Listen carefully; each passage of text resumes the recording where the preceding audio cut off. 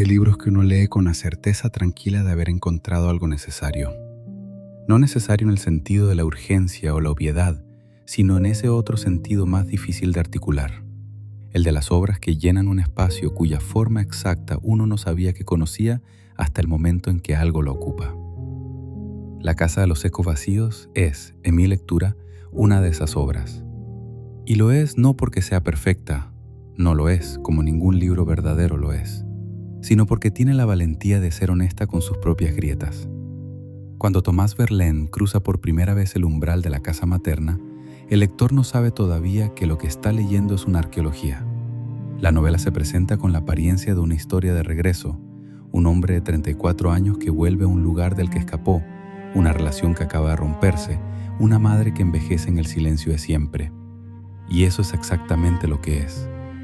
Pero es también, y sobre todo, una excavación en las capas sucesivas, que los hombres aprenden a no decir lo que sienten. No los hombres de una generación particular, no los hombres de una geografía específica, sino esa figura más antigua y más esquiva, el hijo que no supo ser recibido y que por lo tanto no supo darse. Lo que Herrera de Luna ha conseguido en esta novela, y es un logro que merece reconocerse con precisión, no con el elogio vago que suele reservarse para los debuts, es hacer de la comunicación fallida el territorio narrativo sin volverlo un tema.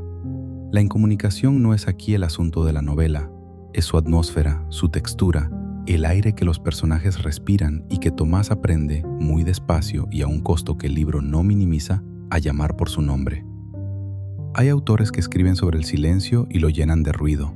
Herrera de Luna, en cambio, construye sus capítulos con la arquitectura del silencio mismo. Diálogos de una economía casi insoportable, silencios que avanzan la trama con más eficiencia que cualquier confesión, y una madre cuya incapacidad para decir las cosas directamente es al mismo tiempo su más dolorosa limitación y su forma más genuina de amor. La figura materna de esta novela, esa mujer sin nombre que pone una mano sobre la de su hijo durante 3 segundos exactos y luego la retira como si nada, me ha parecido uno de los retratos más honestos que he leído de ese vínculo particular que la narrativa latinoamericana suele o mitificar o destruir. Aquí no hay ni mitificación ni destrucción. Hay un personaje que hizo lo que pudo con lo que tenía, que amó en el único idioma que conocía y que carga con la conciencia íntima de que ese idioma fue insuficiente. La escena en que el hijo la abraza antes de partir al hospital y ella se queda rígida un segundo completo antes de poner las manos en su espalda, uno de los momentos más calibrados de la novela. El segundo de rigidez importa tanto como las manos que llegan después. El padre, Aurelio, es una figura más convencional en su diseño, el hombre que se fue y no tocó el timbre aunque vivió 5 años a 2 cuadras. Pero cobra una dimensión inesperada en el capítulo central, ese punto de inflexión donde la novela revela que la ausencia y la observación pueden coexistir de maneras que no son ni inocentes ni completamente culpables. Lo que Herrera de Luna hace con ese descubrimiento, el padre que miraba de lejos porque no sabía mirar de cerca, es negarse a absolverlo y negarse también a condenarlo sin más. El resultado es un personaje que funciona como espejo de los mecanismos de Tomás, y es en ese espejo donde la novela gana su mayor profundidad psicológica. Ernesto merece una mención aparte. La irrupción de la figura del hermano desconocido podría haber sido el momento en que la novela cediera a las tentaciones del melodrama, y el hecho de que no suceda así es evidencia de la madurez narrativa del autor. El encuentro en la cafetería es torpe, seco, casi antipático, y por eso completamente creíble.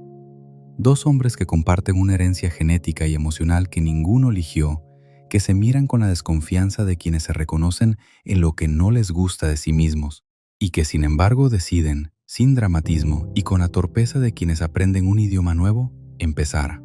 He pensado mucho, leyendo esta novela, en la relación que tiene con cierta tradición narrativa de la introspección masculina, que en América Latina ha encontrado voces importantes en los últimos 20 años. Una narrativa que ha aprendido a dejar de confundir con tensión emocional, con la profundidad y que explora con creciente honestidad las formas en que los hombres aprenden a no sentir y luego pagan el costo de ese aprendizaje. La Casa de los Ecos Vacíos pertenece a esa tradición de manera genuina, no por imitación, sino por temperamento, por la certeza de que el interior es un territorio válido y que explorarlo no requiere ni la épica ni el exhibicionismo. La estructura de la novela, ese regreso lento que se convierte en trayecto hacia el norte y luego en regreso a la ciudad propia, tiene una lógica emocional impecable. Los capítulos se mueven como se mueve la conciencia de alguien que está aprendiendo a estar presente, con avances y con retrocesos, con momentos de claridad seguidos de episodios de opacidad, sin la progresión lineal que las novelas terapéuticas suelen imponer a sus personajes. Tomás no se cura, aprende que es distinto.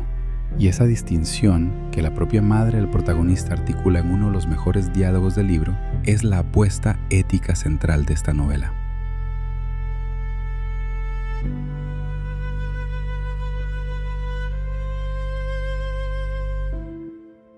El epílogo, que transcurre 6 meses después, podría haber sido la parte más débil. Los epílogos suelen ser o demasiado concluyentes o demasiado complacientes, pero Herrera de Luna lo resuelve con una sobriedad que lo convierte en uno de los mejores cierres que he leído en mucho tiempo. Tomás bebe café, camina, lleva una planta, responde mensajes de su hermano, va al terapeuta los jueves a las 6. No hay revelación, no hay reconciliación completa. Hay, simplemente, alguien que está aprendiendo a quedarse en su propia vida. La última palabra del libro es adentro, y esa palabra cierra una novela que es, en su totalidad, una exploración de lo que significa habitar el espacio interior sin huir de él. Los libros que más me importan son aquellos que dicen algo verdadero sobre cómo es el tiempo. No el tiempo cronológico, sino el tiempo psicológico. Ese en que los años se comprimen o se dilatan según el peso de lo que cargan. La Casa de los Ecos Vacíos es un libro sobre ese tiempo, un libro sobre un hombre que descubrió a los 34 años que había estado esperando en el mismo lugar desde los 7 y sobre lo que pasa cuando uno decide, finalmente, levantarse. No siempre sabemos cuándo un libro llega en el momento exacto. Esta novela llegó en el mío.